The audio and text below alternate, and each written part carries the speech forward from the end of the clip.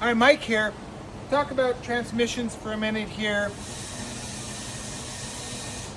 It used to be the transmissions were all based and ran based with like using the transmission fluid, but today, as you can see here, there's a connector here with 25 pins. 25 electrical connectors in here that go inside the transmission. The transmission is more electrical today than anything, while it still has hydraulic fluid.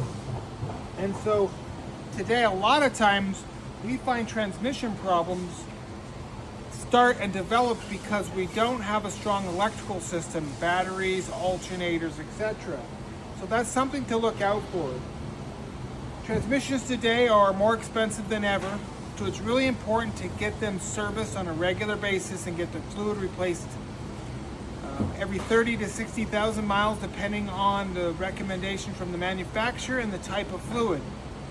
Your local shop can help you determine your vehicle transmission condition and determine also if it's just recommended at that time based on the condition of the fluid that's in your vehicle at this time.